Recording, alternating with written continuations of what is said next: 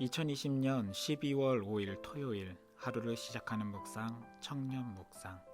오늘의 말씀은 다니엘 9장 1절에서 14절 말씀입니다.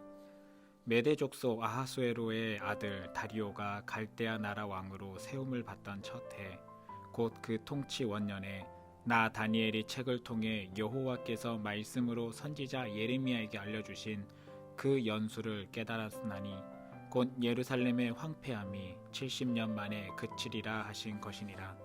내가 금식하며 베옷을 입고 죄를 덮어 쓰고 주 하나님께 기도하며 간구하기를 결심하고 내 하나님 여호와께 기도하며 자복하여 이르기를 크시고 두려워할 주 하나님, 주를 사랑하고 주의 계명을 지키는 자를 위하여 언약을 지키시고 그에게 인자를 베푸시는 이시여, 우리는 이미 범죄하여 패역하며 행악하며 반역하여 주의 법도와 규례를 떠났사오며 우리가 또 주의 종 선지자들이 주의 이름으로 우리의 왕들과 우리의 고관과 조상들과 온 국민에게 말씀한 것을 듣지 아니하였나이다.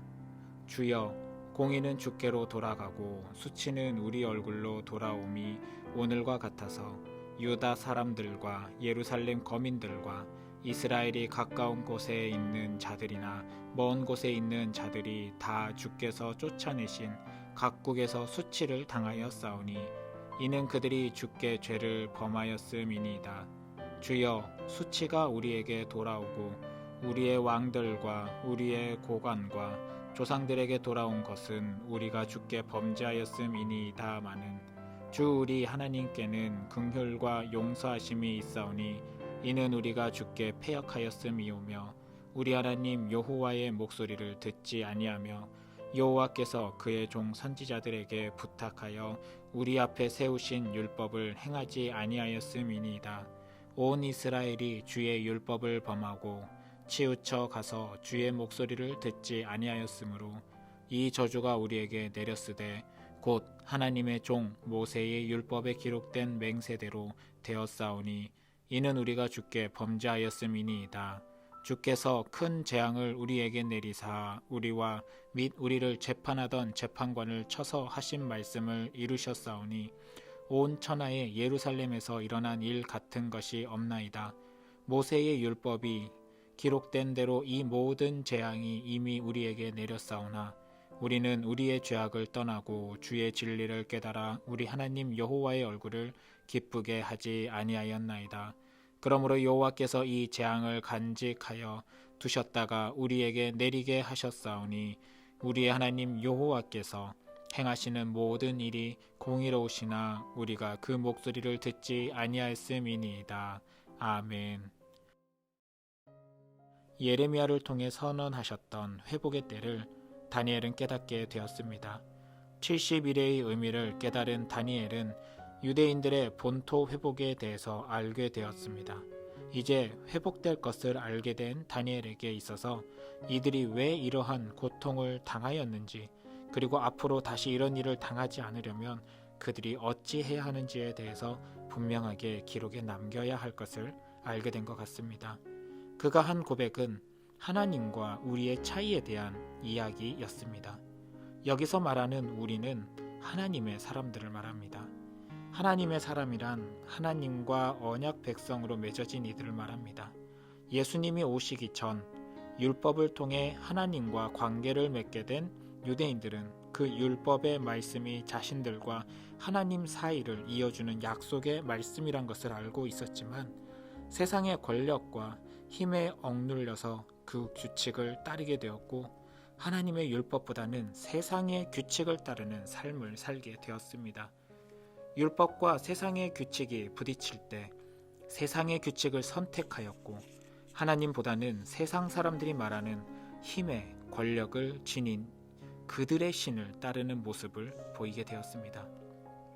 결국 하나님과 유대인 사이의 언약은 깨어지게 되었고 사람이 깨뜨린 그 규칙에 따라서 하나님은 약속의 결과로 유대인을 징벌하셔야 하였습니다.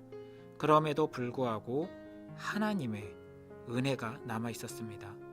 멸망해야 할 유대인들을 비록 포로의 신분이지만 바벨론 땅에서 보호하셨고 지키셨던 하나님, 그리고 예레미야의 글을 통해 알게 된 사실인 70일에가 차면 본토, 즉 자기의 조상 아브라함 때 약속으로 받게 되었던 그 약속의 땅 본토로 되돌아갈 것에 대해서 알게 된 다니엘은 약속을 어긴 자기 민족을 심판하셨지만 결국 다시 살려주시는 하나님의 은혜를 깨닫게 되었습니다. 이 사실을 기록에 남기고 그들에게 다시는 그러한 모습을 보이지 않기를 요청하고 있는 것입니다. 우리는 어떻습니까? 오늘날을 살아가는 우리도 어쩌면 그 시대의 유대인들과 동일한 모습을 보이고 있는지 모르겠습니다. 하나님보다 세상이 먼저인 삶, 우리는 그런 삶을 살고 있습니다.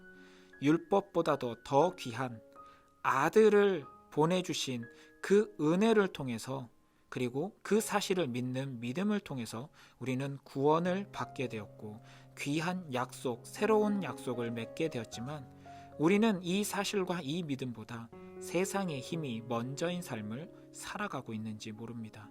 심지어 이제는 하나님의 말씀, 하나님의 목소리인 말씀을 듣는 것을 거부하는 삶을 살고 또한 나에게 편한 방식으로 변경해 가면서까지 살고 있습니다. 나의 편의를 위해서 얼마든지 바꿀 수 있는 말씀과 신앙의 삶의 모습을 보이고 있는 그런 우리의 모습들. 믿음을 따르는 삶이 어렵지 않다는 것은 아니지만 그러나 그럼에도 불구하고 약속을 주신 것은 그만한 이유가 있기 때문이 아닐까요? 힘들어도 어려워도 꼭 강대국이 아니어도 약속을 따르는 삶을 살았을 때의 유다는 그래도 그들의 삶을 영위해 나갈 수 있을 만큼 하나님께서 지키신다는 사실을 삶의 현장 속에서 경험하였습니다. 사실 우리는 그거면 된 게 아닐까요? 어쩌면 우리는 더 큰 욕심 때문에 하나님의 약속을 저버리고 있는 것은 아닌지 우리 스스로를 살펴보기를 원합니다. 욕심을 내라고 부추기는 세상, 하나님만으로 만족하면 안 될까라고 말씀하고 있는 말씀의 삶. 이제는 우리가 이 두 가지 중에서 어떤 삶을 선택해야 될지 결정을 내려야 하는 때가 아닐까 생각됩니다. 함께 기도하겠습니다. 사랑의 하나님, 어쩌면 우리는 선택의 순간에 서 있는 사람들이 아닌가 생각됩니다. 아들을 보내주셔서 죄와 사망에서 구원하시고 새로운 복음을 통하여 우리에게 구원의 약속을 허락하여 주셨지만 우리는 이 땅의 삶과 이 땅의 질서와 이 땅에서 추구하는 욕심의 결과물들을 쫓아가는 삶으로 인해서 하나님과의 약속, 그 믿음을 잊어버리고 심지어 내팽개치고 사는 모습이 아닌가 우리 스스로를 되돌아보게 됩니다. 우리가 이제는 세상보다 하나님이 얼마나 귀한지, 예수 그리스도의 그 은혜가 얼마나 귀한지를 다시금 깨닫게 하시고 경험하게 하여 주시고 십자가의 사랑과 부활의 능력을 경험하게 하여 주셔서 그 은혜 때문에 오늘도 감사하며 살 수 있다는 고백이 나올 수 있도록 사랑하는 우리 청년들을 지켜 보호하여 주시옵소서. 모든 것에 감사드리며 살아계신 우리 주 예수님 이름으로 기도드립니다. 아멘.